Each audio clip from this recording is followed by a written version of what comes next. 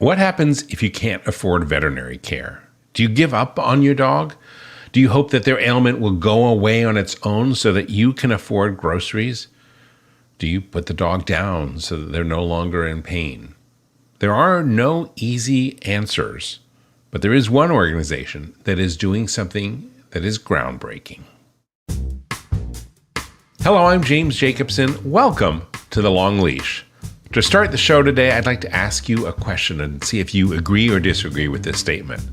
If someone can't pay for vet bills, they simply shouldn't have a pet. Many people share that sentiment. For those that do, our guest today just might change some minds. Dr. Michael Blackwell has held a long and distinguished career in public health. He has been the Dean of the College of Veterinary Medicine at the University of Tennessee. He was the Chief of Staff in the Office of the Surgeon General of the United States. He was Deputy Director for the Center for Veterinary Medicine at the FDA, and he was Chief Veterinary Officer at the U.S. Public Health Service. During his 23 years of active duty, he achieved the rank of Assistant Surgeon General, Rear Admiral of the U.S. Public Health Service Commissioned Corps. Dr. Blackwell currently serves as the Director of the Program for Pet Health Equity at the University of Tennessee, and he is the founder of AlignCare Health. AlignCare is a One Health interprofessional system that is meant to improve access to veterinary care for families with limited means. Dr. Blackwell believes that in order to improve the health outcomes of people, you must also include the health of their pets in that equation. They are one and the same sometimes, and the emotional connections that we have to our pets, well, those connections directly affect our mental and our physical health. But the cost of vet care can be a serious barrier for families with limited means. The tragic reality is that some families lose a beloved pet simply because they cannot afford the cost of veterinary treatment. What can be done? Well, Dr. Blackwell is passionately working towards a solution with AlignCare. Dr. Michael Blackwell, thank you so much for being with us today. Thank you so much, Jim. I appreciate the opportunity to visit with you and share with your audience. You have a long and distinguished career in public health, but what I appreciate is over the last few years, you have morphed to that. And there have been these transitions, these changes of callings that I want to get into. But you have changed that to focus on the economic viability of vet care for so many people who just can't afford it. Tell us a little bit about that. What was the thinking and what are you doing with AlignCare? Sure. Well, my life has been lived in chapters which were shaped around callings. Mm-hmm. In other words, I'm not one of those people who laid out a full career early in the day and then everything just worked out that way. No, I'm mission-driven. And my career, all of those opportunities came together in a way to enable me to really focus on access to veterinary care. You know, I grew up in a veterinary practice. My dad was a general practitioner in Oklahoma. So from very early in life, I grew accustomed to seeing euthanasias performed. I don't know how many of those were economic euthanasias versus terminal problems that needed to be handled. But over time and in my own practices, I'm very much exposed to that. And like many veterinarians, most of us find ways to shield our soul from these procedures, and we objectify those procedures and we rationalize the procedure, and that's a good thing. But there was a day that came along in 2012 where a Vietnam veteran's dog was euthanized over a treatable medical condition, but he didn't have the funds to take care of that problem. It was at a shelter. What was the condition? The dog had been injured. The dog actually had been shot by an animal control officer who went into the backyard home. And the dog was approaching this officer, barking and, doing what he's supposed to do. As far as defending his home, the officer, I think, panicked. I wasn't there to see it, but the officer ended up shooting the dog. A bullet went in over the left eyebrow and exited behind the right ear, so it didn't penetrate the cranium. just sub-Q in and out. So it was a survivable injury, but a serious one. And again, the dog was euthanized. Now, why did that strike me so much on that day? Well, I'm in the presence of this gentleman who is destroyed by what's going on, and his story is what really capped this. He, a few years earlier, had suffered a stroke, and this was not just the dog, this was his constant companion. And by his words, the reason he was able to get back on his feet and get back, to living life. And it felt all wrong on that day that euthanasia would be the outcome, and especially for an American citizen who has served our society in such a special way, meaning our military, our teachers, our public servants. There's just a whole slew, and many don't make a whole lot of money. So it was that day that I changed. I no longer saw economic euthanasia in the same way, and that started me on the mission that I am on now, which was to, first of all, understand the problem. And so we conducted a national study. It was reported on in December 2018. That report is available to be downloaded, no charge, from our website. We'll put a link to that report because I have read it. We'll put a link to that in the show notes. Well, we wanted to understand what are the barriers that pet owners are facing, and frankly, how large is the problem? And basically what we learned was that 28%, so more than 1 out of 4 families reported a barrier to veterinary care in the previous 2-year period. And there were multiple reasons, and there were other barriers that they also experienced. But the overwhelming one was a lack of ability to pay for the care. That was not a surprise finding. We expected that, but it was clearly the overwhelming reason. Now, this is a good time to just point out the elephant in the room. The elephant in the room has been with us a while, and the elephant says, well, if you can't pay for veterinary care, you probably shouldn't have a pet. And, I understand there's some logic in that, but the stark reality is, Jim, also in 2018, we estimated about 29 million dogs and cats living in households that participate in the Supplemental Nutrition Assistance Program, formerly called Food Stamp Program. Food stamps. We use that index because we felt that if you qualify for that program, you probably are not going into veterinary practices paying for much veterinary care. And so looking at tens of millions of dogs and cats, not even factoring in their other companions with the families, non-human companions, tens of millions of dogs and cats underserved by our current system. Being the United States of America, there should not be a real excuse for that. And so for me, it meant this was a very challenging, but a very doable problem to solve. And that's the work we've been engaged in for the last 5 years. Well, one of the things that is so striking about your background is that as a veterinarian who's been involved, and we'll get into your public service career at the Surgeon General's office, but you really understand this whole space of what is often called one medicine or one health. Oh, yeah. And the connection that people have, in this case, the people who are recipients of formerly known as food stamps, have with their pets, the psychological benefits. Talk about that, because I think that is what's striking about your background, is that you kind of fold all of these together. Well, thank you. Let's first of all remind ourselves what is One Health. It's a new paradigm. It basically says that in order to improve health outcomes, let's say for population people, one needs to also factor in animals and their shared environment. So all three of these need to be looked at and considered when trying to improve the health outcomes for humans.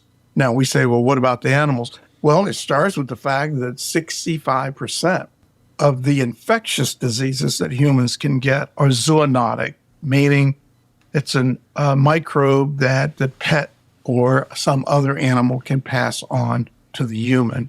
So, and then there are many more of the animals in our environment than there are humans. So it makes sense that, yeah, if I'm going to improve the health outcomes for humans, what about the animals? How are the animals impacting their health outcome? How about the environmental space? Not just air and water quality, but other shared parts of their reality. We did our work based on that principle, but in this case, we're trying to improve the health outcomes for the pets. And One Health says, well, you got to factor in people.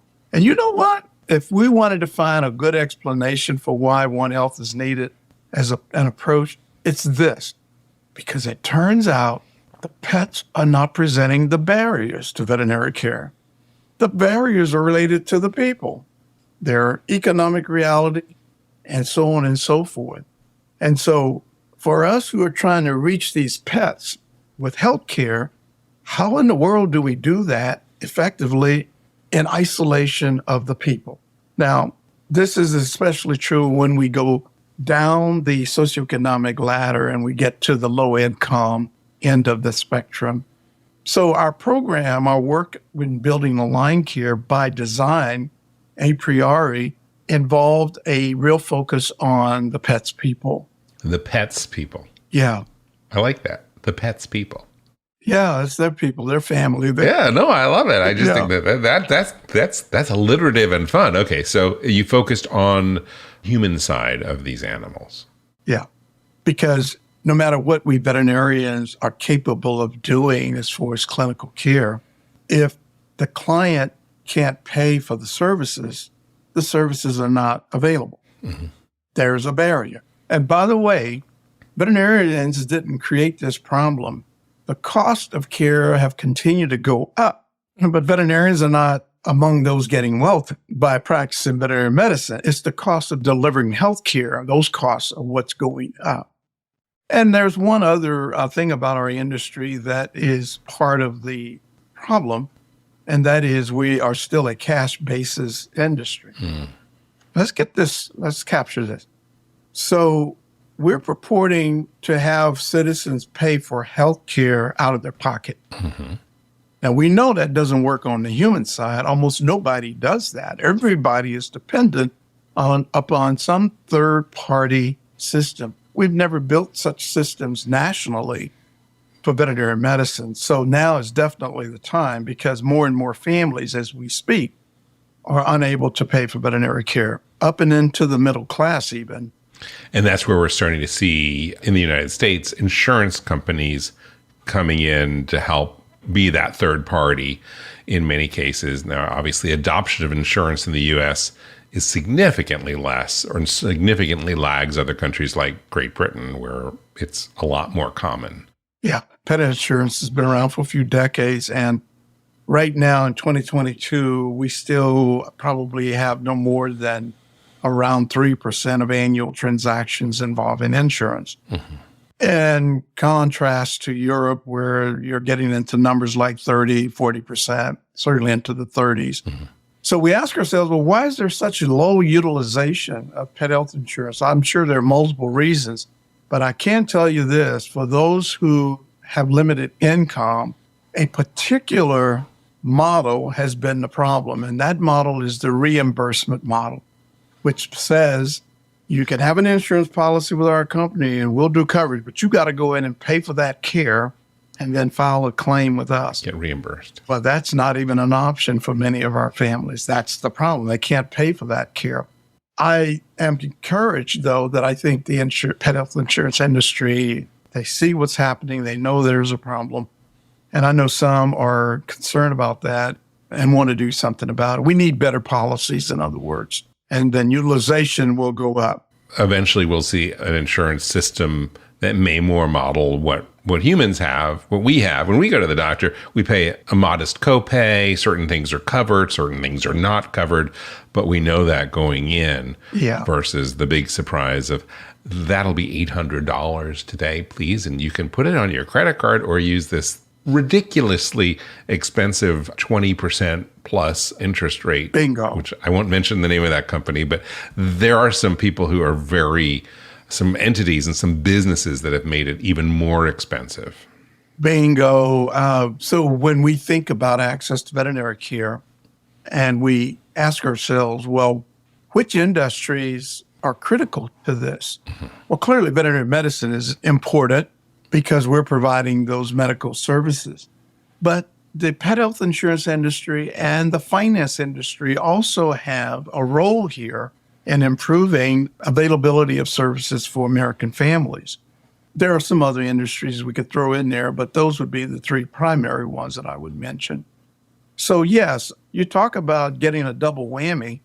You already struggle financially because pay structures in our country and so forth. And you can work, interestingly, you can work full-time job for a corporation and still rely on the public to feed you through the food stamp program because what you get paid is so low. That's something to think about. That's what's wrong with that picture. That's another subsidy, by the way, I think that corporations enjoy, and we as a society are going to have to grapple with if that's okay. They work for you and you get your profits, but we feed them. And most are not in that situation, but it's more of a poignant point to be made because there are some in that status, in that category. But what our work has been about is bringing about alignments, better alignments. We take the position that because we're the United States of America, there are lots of resources. There are lots of capabilities found amongst diverse groups and industries. But those resources and capabilities are not aligned properly to reach the families that are underserved. And so we're working hard to bring about those alignments so that we're more effective and more efficient even as a nation in bringing about that care. Now, inherent in this is at the end of the day, some families won't be able to pay the full bill. And while that may seem strange to some, well, point me to how many families can pay the whole medical bill on the human side. Okay. So then we get back to the elephant. Well, then maybe they shouldn't have a pet. Well, do you know about the benefits that humans derive from these relationships? They're both physical and mental health benefits. And when we think of those with the least, it appears anecdotally, because we've not done the scientific study, although we're working toward that, they may be more dependent upon that relationship to safeguard their quality of life and health than, let's say, a middle-class family, because a middle-class family has many other options to bring joy to their lives and security and so forth. So what we do have to do in our work, Jim, is talk about suspending judgment, overcoming biases that exist about those people, because the largest proportion of those people who are struggling actually work. They're not sitting around looking for handouts, waiting for the government to take care of them.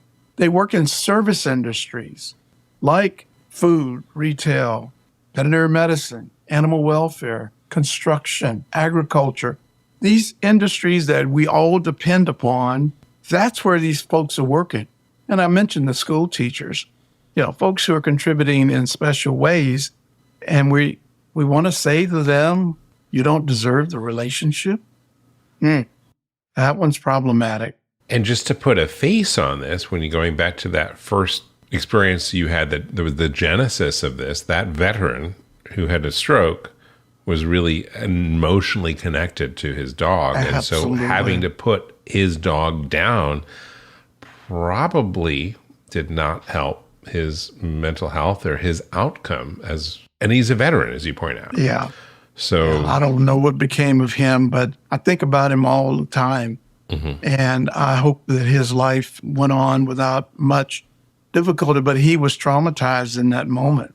He was destroyed in that moment. I see the image in my head all the time as he stood there in his grief. So let's talk about AlignCare. Again, probably the genesis of that is you've used the word align. So what is it, and how can some person who's listening to our podcast benefit from what you're doing there? Okay, so AlignCare is a One Health healthcare system. It's actually the first. There are micro versions of AlignCare, but basically it is a system that's designed to a priori consider the reality of the family when thinking about providing veterinary care. And if that family's economic reality is such that they're not going to be able to go in and pay for that care. Then we get into discussions about subsidizing, having a third party involved. It is not insurance, but it is subsidized health care. Basically, families qualify by being already on some form of public assistance. Now, that's where the program is today.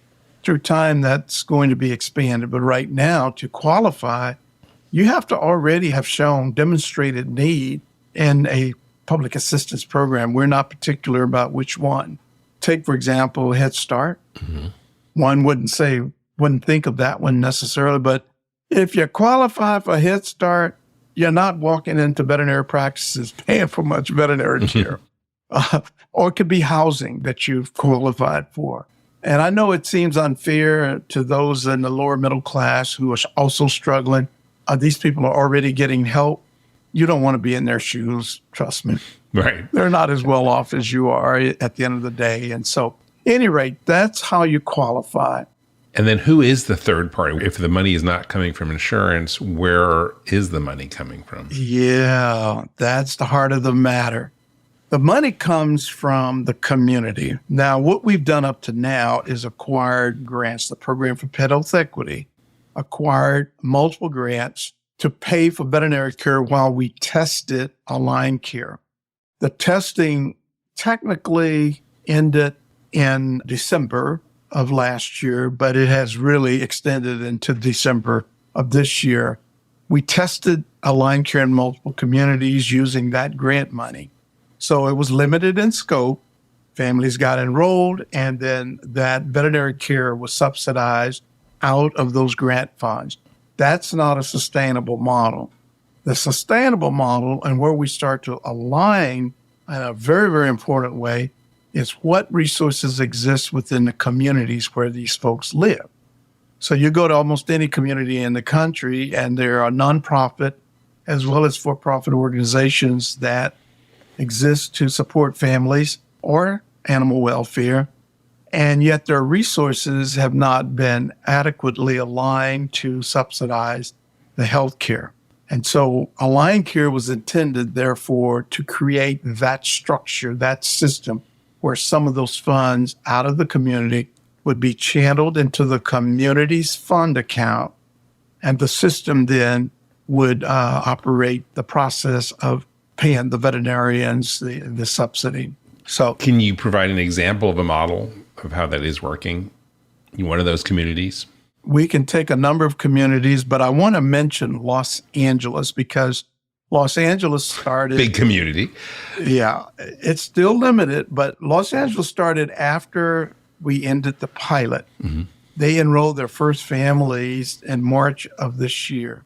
If you look at the ground level in Los Angeles, what you see is a coalition of partners, a social service agency, veterinary practices, funders, and then a smaller group that continues to make sure things are operating at the community level. And so in March, the social service agency became the portal by which the families were identified and are enrolled. The enrollment involves going onto our website using our software to register. It's a very straightforward, takes only a few minutes because we didn't want the bureaucracy and the other stuff that these programs are notoriously known for. It's pretty straightforward and simple. What is that website? AlignCareHealth.org. And we'll put the link in the show notes. Yeah. Yeah. That's AlignCareHealth.org. If the people can't go on to AlignCare to register. No, they don't register at AlignCare.org. They register using AlignCare Engage software. So someone out there can only get to that software because they've entered a portal and that portal could be an animal welfare organization like a shelter, a veterinary practice, or a social service agency.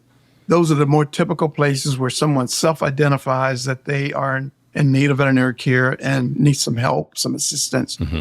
They're given that link. If they don't know how to use a computer or don't have that capability, we have trained people in the community to assist with that enrollment, again, which takes just a few minutes.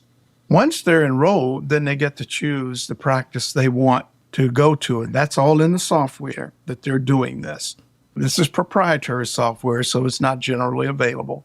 We've got communities where there's one practice, and so there's no choice there. You go to the one practice. So is there like an app? If you qualify, you can say, my dog something's wrong.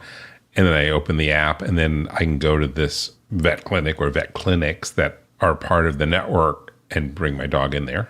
Yeah, but you start at the community level. You don't come to us. No, I get it. Okay. So once you're in the system and you have access to that resource. You can't even get in the system except at the local level. Right. So the way it will look, Jim, and this is more common, a person has shown up at a practice that's an enrolled provider in the system. Mm-hmm. And we can come back to the veterinary side of this. The practice and talking with the client comes to appreciate, well, this person is not able to pay the bill, but looks like they may qualify. So it's at that point that they are given the information to link to our system. Mm-hmm. And they are required to upload credentials, ID, indicating, showing that they are in fact enrolled in public assistance. And why do we do that? Because that practice that's going to assist them, that practice that's an enrolled provider, has agreed to discount their fees by 20%. Mm. Now, if they're a low-cost nonprofit, those discounts don't kick in. But this is one reason we talk about spreading the cost. So it's not just a family paying the bill. It's the family, it's the veterinary practice, it's the community. Let me break that down. So the family is enrolled. The practice has provided the medical care. With a 20% discount, they're going to then present the bill. The family is responsible for a 20% co-payment of what's due, and then the balance is invoiced to the AlignCare Fund. And we manage those funds on behalf of the community. Communities don't have to build a system. They don't have to figure out the policies and procedures. That's what we've been at for more than 4 years. So just to do the math or the maths, if you're overseas, let's use a fictitious number of $100, which is not going to go very far. So it's a $100 bill. They discount it to $80. Then 20% of that 80, so about $16, if I'm doing my math on the top of my head, is something that would be effectively what we would call the copay. Yes. And then the balance of that, $64, this is a math show now, then is sent to AlignCare and for that funds to pay the vet clinics directly. Yes, that veterinary practice that's enrolled. Mm-hmm. Actually, part of that enrollment is the training they get in using the software, so they invoice the fund. And then they're paid electronically. And it's not a 30-day net. It's much shorter period than that. So effectively, the dog lover got a $16 vet visit that would have cost $100 if this weren't around. That's right. So 16% of what they would have had to pay. Yeah. And the only way that could happen is because there were other parties paying that bill. Now, in practice, there are more parties than the three. Mm-hmm. Because animal welfare organizations are kicking in money, and so are social service agencies. We have instances of 5 different parties actually trying to cover that bill. So this is truly spreading those costs among multiple parties. What are some examples of those organizations, say in LA County? So the social service agency, that is the primary portal for families that show up and ultimately get enrolled, they have provided transportation to the veterinary practice, and that doesn't factor into the vet bill so much. But in some cases, in fact, in most cases, up to now, they have paid the 20% co-payment for the family, because what Los Angeles decided to do, because of their reality out there, they decided to start with unsheltered families. So you've got individuals who are homeless. This agency has been serving that population for 20-something years. And so part of their mission now is to cover the 20% copayment. And you're like, well, that's real generous. No. Before, they were trying to pay the whole bill. So they have benefited by being in a coalition, in a partnership. A lot of hands make the work a lot lighter. A lot of folks contributing, Yeah, that's a good way to put it. Let me talk about my colleagues just a little bit. I want to start here. We are not in a very good place with our mental emotional health, and multiple reasons for that. But we do know also that veterinarians increasingly are being presented with this situation of a client in crisis. Now, we understand human emotion well enough to know somebody is begging and pleading for your help, for someone they love. Mm-hmm. And you have the knowledge, the skills, the capability to help, but you don't help over money. See, veterinarians, and I'm stereotyping here a bit, but I've been in the profession my whole life. Most of us are not built to make those decisions day in and day out where we refuse to help in a way that we can help because of money. Mm-hmm. It stinks. We'd rather not be in that situation. So my heart goes out to my colleagues who are doing the best they can. Veterinarians have historically reduced fees and changed fees in order to try to help, but they're businesses and they can only do so much of that. So in other words, is that the solution, that we just lean on the veterinary practices to cut their fees? No. You need more at the table than that because the veterinarians can only do so much. We didn't even know if the 20% was going to be palatable, but it turns out it was palatable. And we have practices that have discounted more than 20%. That's their choice. And not every service is discounted or every product. Prescription foods almost are never discounted. So they get to choose in their business model to what degree they can help and how many people they can help. They don't sign a contract to help and a specific number of people.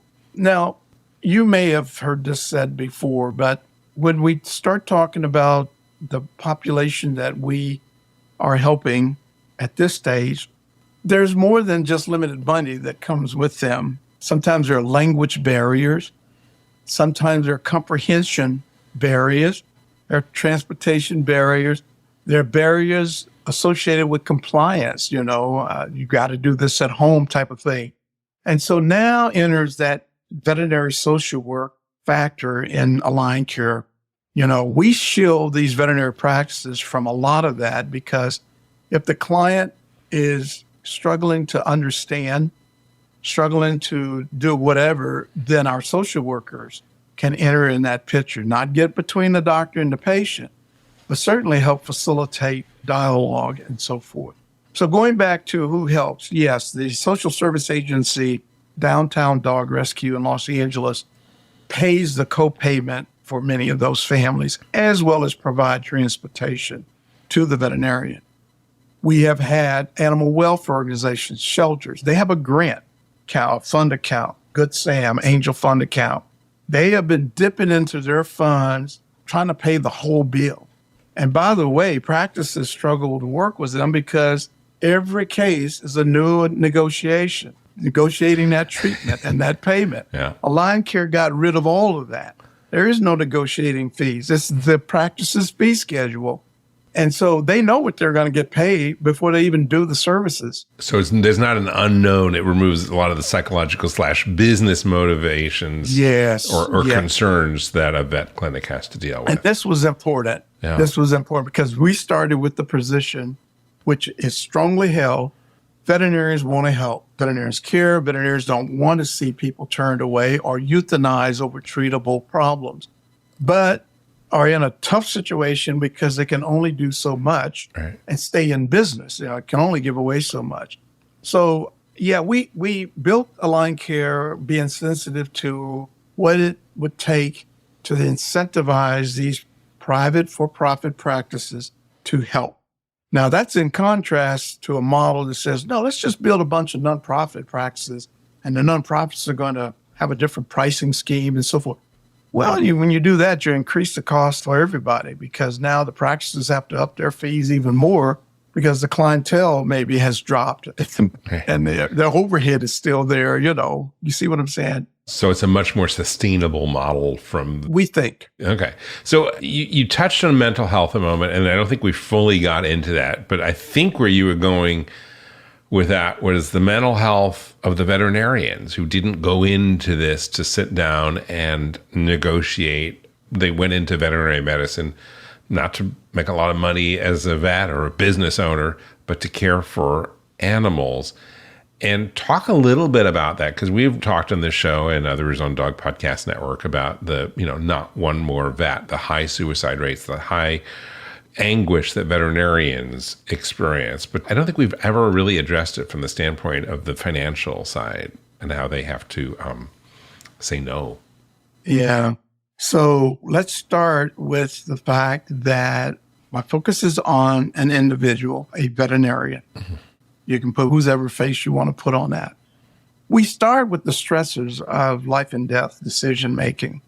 Just that by itself is a context that is inescapable, that your people are entrusting you with the life of someone they love. And that's the starting place. Most are in small businesses called veterinary practices. And it's known that there's not a lot of bandwidth in these practices, meaning the pricing of services very closely reflect what it takes to provide those services. Yes, profits are built in, but point me to all the veterinarians getting really, really wealthy, because of this. And so then you add the business challenges, and it's this typical stuff, managing personnel, managing supplies and inventories, managing the process of working with the public. And oh, by the way, the public sometimes show up in rare form. Why? Because they're in crisis. They're anxious. They're emotionally connected to this blood that is dripping is gushing out of their dog when they come in. They don't actually, and so they may not learn all their polite words. Yeah. Yeah. When we humans are in that state, we're not necessarily the most diplomatic. So there's just a whole combination of stressors involved with this work. Mm-hmm. I didn't even get into, you got this big educational debt to service, and then, they got to live somewhere. There's mortgages, there's So when I look at the reality of my colleagues today who are in practice, and I've owned and operated 2 practices, and as I said, I grew up in one, I do have a real appreciation for that world. I'm saying the last thing they need is to be trying to figure out on their own, without any help, how to reach these underserved families. I can tell you right now, I'm not a betting person, and I don't play the lottery, but I guarantee you that one is dead on the right. That's not going to ever work. Mm-hmm. Veterinarians are not capable, due to our size, the limitations of our industry, to address a societal problem of this nature and size all by ourselves.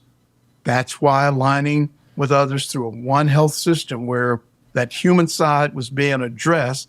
Don't ask us to be the psychologist. Some of us pride ourselves on that. I'm one of them. I like people. I didn't mind those conversations generally. But let me give you a practical example. Our industry is built generally around 15 and 20-minute appointment windows. Gosh, yes. When someone is struggling to comprehend, or they really, for whatever reason, they want that conversation to go on longer, the veterinarian finds him or herself slow walking toward the door because they've got to get on to that next point. You think that's not stressful, or that's not somehow impacting your well-being? You are basically, you're turning the person away in a different way in that sense. You're not serving them because they obviously need more, and you're capable of providing it on one level, but on another level you can't. And so a system that doesn't account for that kind of structure is not built for these times. So again, our social work team, the folks who are supporting the humans, become extremely important in some of those instances with managing the client on behalf of the veterinary practice. We see breakdowns in communication, and to have a third party intervene, and all you got to do is talk to some of our veterinarians, and their stories say it all about the benefit of the AlignCare system in taking some of these stressors away. This is so well thought out. And as you alluded to earlier, there are these different chapters in your life that I think were formative in how all of this has come to be and is going. I want to take a break right now, but when we come back, Dr. Blackwell, Michael, I would like to have a little conversation about how you got to where you are today, and also what you see the future of AlignCare being. We'll be right back. And now, a message from your dog. Every day with you is like a day at the beach, and I want as many beach days as possible. I want to run and sniff and find a good stick to carry. I want to roll in the grass and warm my belly in the sun. I want to walk with you, run with you, sleep with you, eat with you. And when I eat with you, I want Everpup. The green, grassy, beef liver spike smell wakes my senses. You may not realize this, but it tastes like homemade gravy, especially when you wet it. It infuses any food you give me with health and life and vibrancy. I can feel it, Everpup, traveling to every cell in my body, nourishing each one. It helps me feel like I'm on top of the world. I'm so glad you're giving it to me every day, because every day I'm so glad to be with you. I wouldn't have it any other way. I want my Everpup. It just makes me feel good. I am so grateful to be your dog and for the Everpup you give me. So now that you know what your dog wants, get Everpup, the ultimate dog supplement. Everpup is available in select pet shops and on Amazon. But to get the best price possible, join the Everpup Club at everpupclub.com, where you'll get your first jar for just $8 with free shipping anywhere in the U.S. Go to everpupclub.com and use the discount code DPN. That is everpupclub.com. Everpup every day. We're back with Dr. Michael Blackwell. Before the break, we were talking a little bit about AlignCare, and you had talked about these little chapters, these callings that you've had in your life. Let's talk a little bit about that from the time that you grew up with your dad as a veterinarian in Oklahoma to your time in public service in the Surgeon General's office to where you are today. Yeah. Well, thank you for asking. I grew up thinking that I would go to veterinary college and come back and join my dad in practice. However, during my senior year of high school, my dad left practice and joined the faculty at Tuskegee University College of Veterinary Medicine, his alma mater. Mm-hmm. He was in the second class at Tuskegee. So what I ended up doing is going to veterinary college and then returning and opening a practice in the same building that he practiced in. During those years, Jim. And you went to Tuskegee. Yes, I did. Was that always the plan, or did it help a little bit when Dad went to teach there? I thought I'd be going to Oklahoma State University. I mean, just and stayed. But when he went back to Tuskegee, that was a natural. By the way, I am the legacy student. I'm the second generation graduate of Tuskegee. So kind of like that. That's an honor. While I was in that practice in Oklahoma, mixed practice, doing exactly the kind of practice that he had done, I grew. And that growth led me to understand that I had a calling in life that was bigger or supposed to be more impactful than a small town in Oklahoma doing the work that I was doing. And ultimately decided then I would figure out what I'm supposed to be doing. I had no clue, by the way. I still don't know, maybe. No, I know now. Finally figured it out. I joined the Food and Drug Administration. They had a job opening, and I got selected. And Dr. Blackwell goes to Washington. Yes. I didn't see Mr. Smith while I was there, but okay. I thought that would be a stepping stone, a holding place to figure things out. What ultimately happened was that was the beginning of a 23-year career in public health. After joining 2 years later, I went back to school and earned my Master of Public Health degree. I spent 20 years with Food and Drug Administration, 12 of those years with the Center for Veterinary Medicine, not sequential, but total 12. But 8 of those years in the Center for Devices and Radiological Health. In other words, FDA has 5 centers. One is veterinary medicine, the other 4 are human. And that one that I ended up in for 8 years regulates all medical devices, from canes and wheelchairs to artificial hearts to artificial whatever. And so I spent 8 years getting a better appreciation of human health care. And during that time, I also became the chief veterinarian of the United States Public Health Service. That's an appointment by the Surgeon General of the United States. which is a position where you advise the Surgeon General. In this case, I represented veterinary medicine in the Office of the Surgeon General. Now, that's different from being the Chief of Staff. That came later. Throughout all those years, I was learning more and more about how our world works, how this country goes about providing health care, how we built and maintain a public health system, which, by the way, works better than what you saw during the height of the COVID. I won't get into that, but you may want to cut that out. No, we actually should get into that, but let's do that separate. So I had these multiple opportunities, both in human health care and veterinary medicine. And each time I changed position, I didn't go looking for the position. I was recruited to do the job, including the Chief of Staff. You don't apply for that job. The Surgeon General, David Satcher, interviewed 2 people for that job. And I'd been under scrutiny for a long time and didn't realize, even before he got there, and I was selected to do that job. Under consideration, probably. Scrutiny sounds too harsh. Thank you. Right? Well, was under scrutiny too. Yeah. No, I was under consideration for higher roles because what I often tell people, young people who are thinking about their career and a little anxious about it, if you do a good job and you're a good team member, you get noticed. And people want you. This is including our minorities who sometimes wonder if the system just really doesn't want any of us.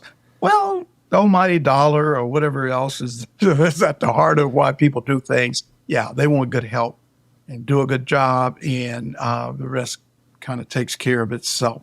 But you got to be a good citizen. You got to be a good team player. I had the combination of personality and other skills that enabled me to stand out in those ways. So I can't claim any credit. I'm not necessarily better than anyone else, but just had a combination that came along at the right time. During that 23 years, I held 11 positions. No, only applied for the first one. And so even becoming dean at University of Tennessee was a recruitment on the part of the University of Tennessee, which is the reason I left the Chief of Staff role. Well, let's talk about the 23 years in government service before we go to Tennessee. One of the things that is so common these days, and has been common for very long, is to sort of poo-poo civil servants. And they're just literally trying to do the least amount of work they can get away with.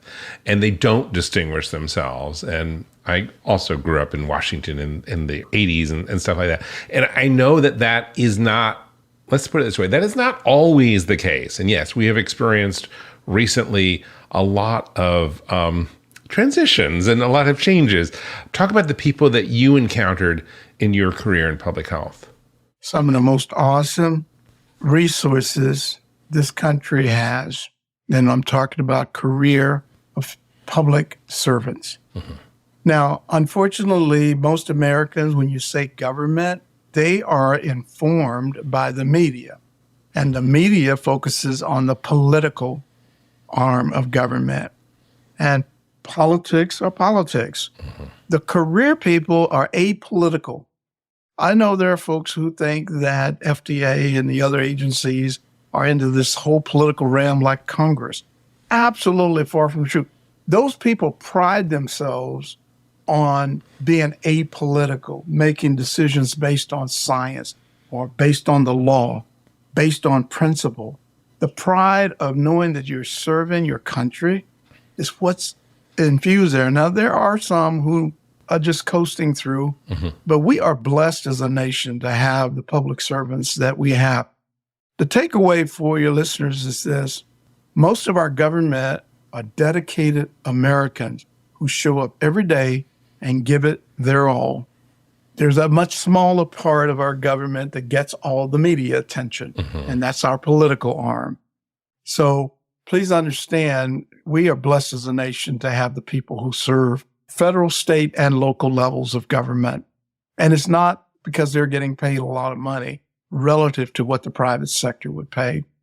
Okay. Well, I wanted to just point that out because you are, I think, an emblematic of what makes public health and your service to public health so impressive.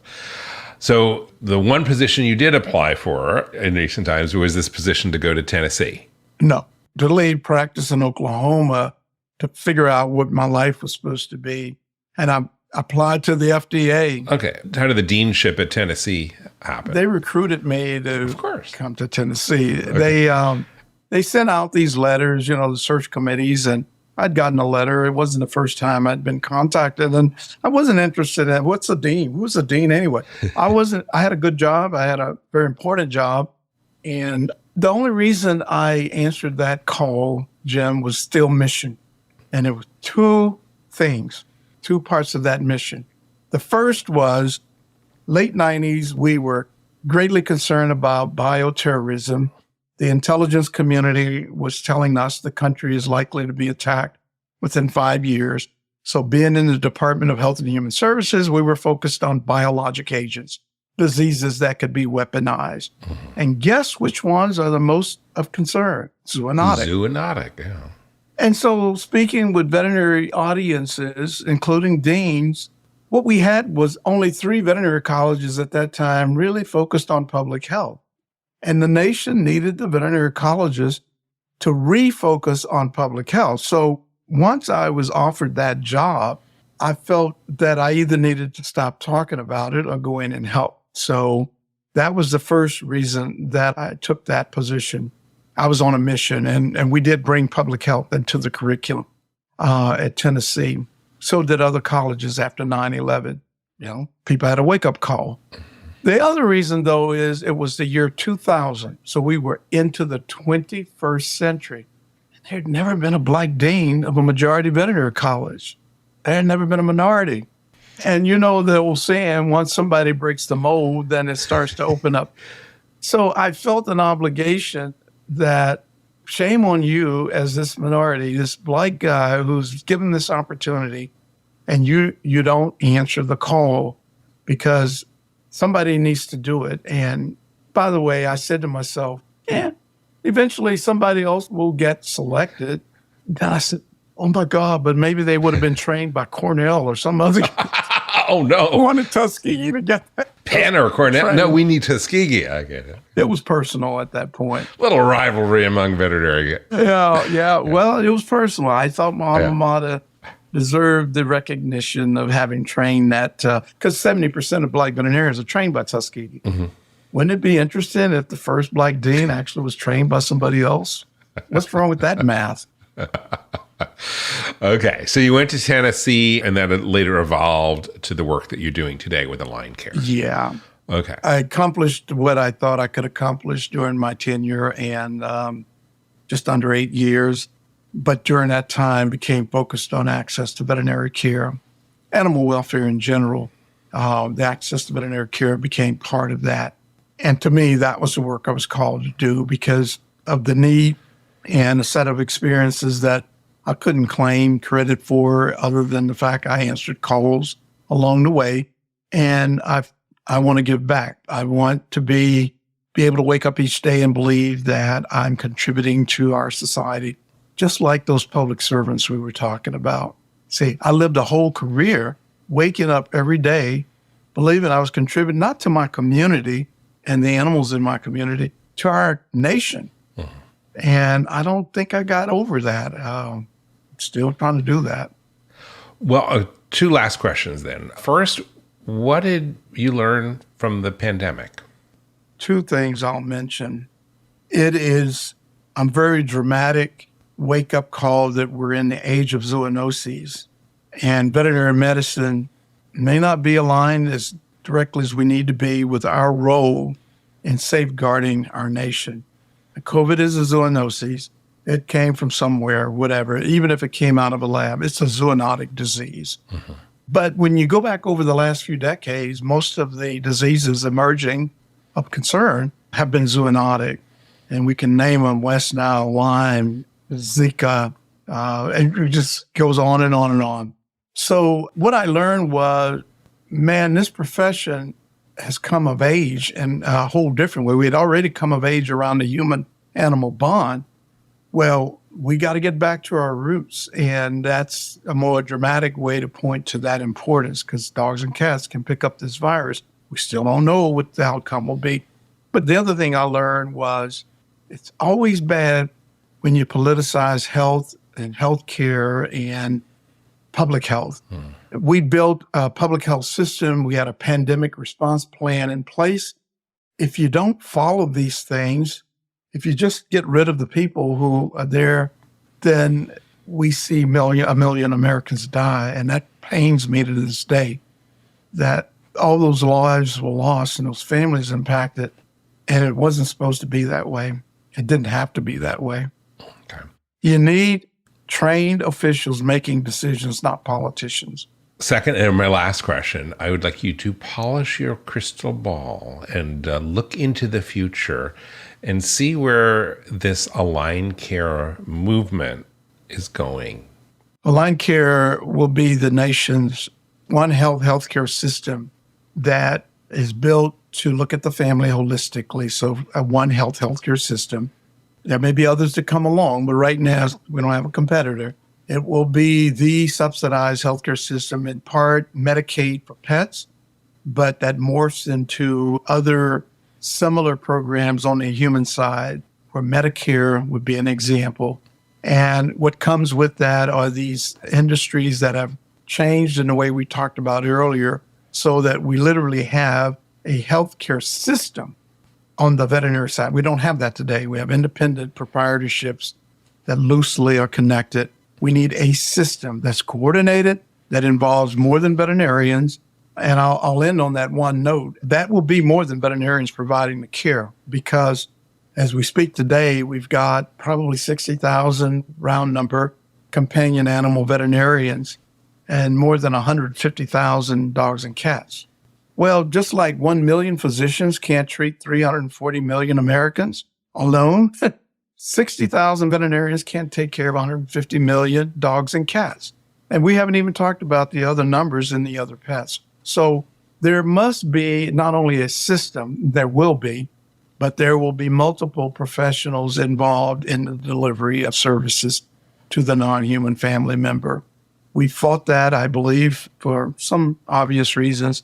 We can't afford to do that. We're going to cause deaths if we maintain a position of resisting the presence of others. And that would include telehealth and all the other things that need to be in part of that mix to ensure services are available.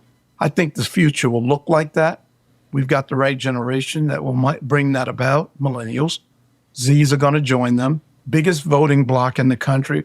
They will change. They'll change a lot of these public policies out of the 20th century that don't work well for them in the 20th century. And I'm optimistic about that. Will you come back and talk about this again? Because I think this future is really interesting, and your prognostications, I think, may come to pass, and we should all learn a little bit more about that so we can make it happen. I will be happy to come back. Thank you for the opportunity to visit with you today and share my thoughts. I wish you the best with your work, and hopefully we'll speak again. Dr. Michael Blackwell, thank you so much for being with us. If you would like to learn more about AlignCare and how they help pets and the families, you can visit AlignCareHealth.org or find the link in today's show notes. We recently produced an episode on our sister show, which is called Dog Edition, where we do a deep dive into the cost of veterinary care and why it has gotten so high. I encourage you to check out that episode. You can find the link to that in our show notes or on the website, dogedition.com.